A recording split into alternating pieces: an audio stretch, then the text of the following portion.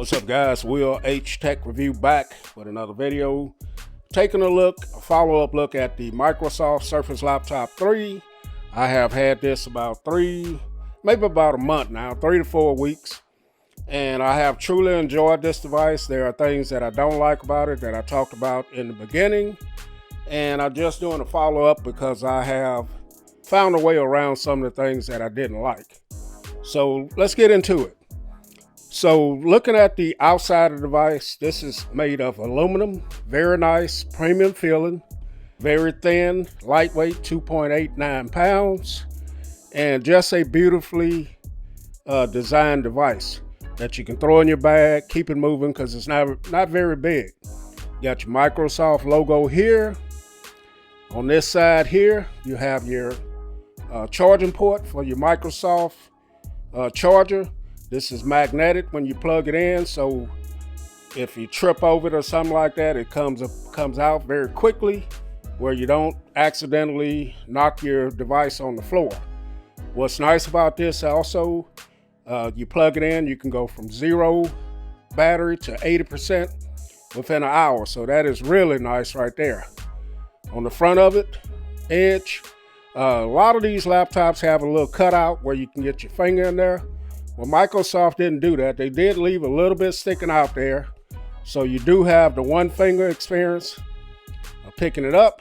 And that is something that I truly have come to enjoy. So that is nice. This is all aluminum top, aluminum body. So it feels cold to the touch when you grab it. This side, you got the 3.5 millimeter headphone jack.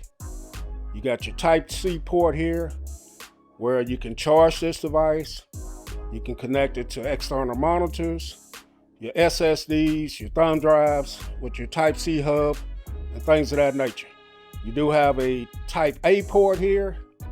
I have put in the SanDisk permanent storage device right here, which gives me an extra 128 gigabytes of storage because when I bought this, it only came at 128, and that was one thing that I didn't like about it. So being that it's not very many ports anyway, I decided to use this.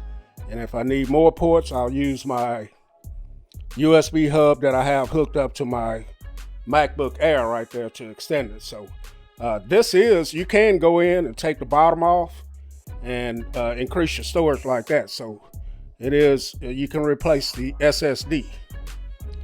So when you open this up, you get a beautiful, beautiful display here. This is a 13.5 inch, what they call pixel sense display, 2256 by 1504, resolution of 201 ppi, 3:2 aspect ratio, gets up to about 400 nits. And as you saw when I opened it up, Windows Hello is on board.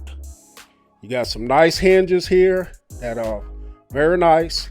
This is not a 2-in-1, but so this is as far back as you get, but it is a touchscreen and it's very nice. I do like the, having the touchscreen on board because when I go to my MacBook Air, I do miss that at times, having the touchscreen. So the colors are very vibrant on this. It's a very good display. I have made videos comparing this, playing 4K video next to the MacBook Air and my Samsung Galaxy Chromebook. This display is pretty good. So for watching your movies, reading books, looking at YouTube and things of that nature, no issues with it. The touch functionality works great. No issues with the touch. And just overall, a very good display. Now you do have just minimal bezels around here. As you see, the bezels are not as thin as, some of the other laptops out there, but it's not bad. So next, let's move on to the keyboard and the deck here. So this is another issue that I had with this, the Alcantara material here. I just come to my mind to just be extra careful, which I am with my devices anyway. I like to keep my devices in pristine condition. So I have to be mindful to make sure that my hands are pretty clean when I'm touching this because this can become dirty. You do have a nice keyboard here with the keys are very spacious. The backlighting on it is definitely great. You do have your function row up here where you can control your keyboard lighting, volume, stream brightness, and things of that nature. The keys have a nice feel to them. Pretty quiet, but you can hear it. You know that you've touched them. You have a nice glass trackpad that I really enjoy. You have all your function, your gestures, 3-finger, 2-finger, all of that stuff is on board. So very nice keyboard and trackpad. So this has the Intel Core 10th Gen i5 processor, the Ice Lake processor. It has 8 gigabytes of RAM and 128 gigabytes of storage that I've mentioned. And I have no issues with anything opening up. The performance on this thing has been great. No issues. I use this to edit videos, do a little bit of, mainly what I use it for is YouTube, watching movies on Netflix. I use it to do social media, but you can play games. As you see, I'm loading up Asphalt here.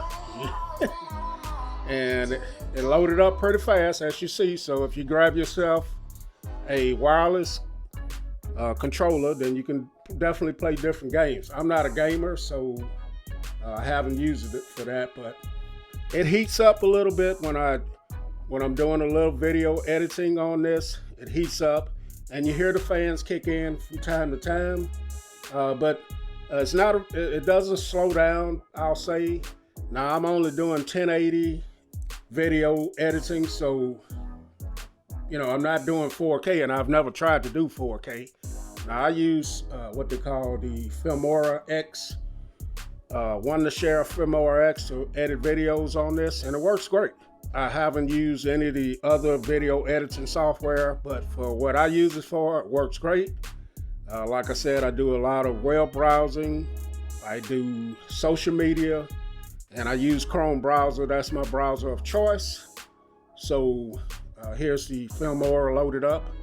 And strolling through time, I know everybody's not into getting a laptop to do video editing, but for web pages, social media, and I do everything through all of my social media through the web browser.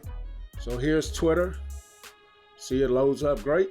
I can have a bunch of web pages open, and everything works great on it. Now I haven't used this for like Microsoft Word and things like that, but it should be fine. I usually use Google Docs when I'm doing something like that. So the next thing I want to talk about are the speakers. Now this has excellent speakers. You kind of got a sense of that earlier when the game loaded up. But the speakers are beneath the keyboard, and they are great, man. In comparison to my MacBook Air, I give these the win over the MacBook Air because they are definitely some great speakers on here.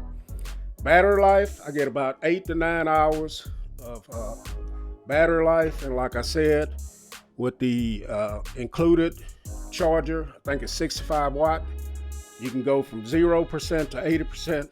So battery life is great, but with all devices, it depends on how you use your device. So overall, this has been a great device. I really like it.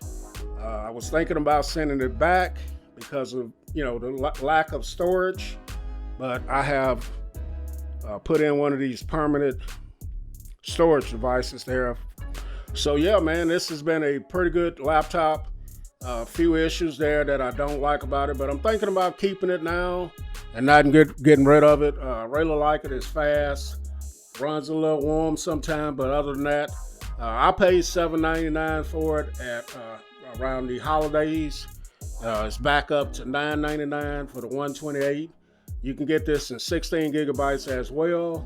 I think a little bit higher, I'm not sure, but overall it's a nice device. You got a 720 webcam up here that is good for web for conferences and stuff like that. And just a nice device, man. But you can find it now for a little bit cheaper price as well. So, all right, guys, my look back at the follow-up on the Microsoft Surface Laptop 3. Catch you guys in the next video. Will H, I'm out.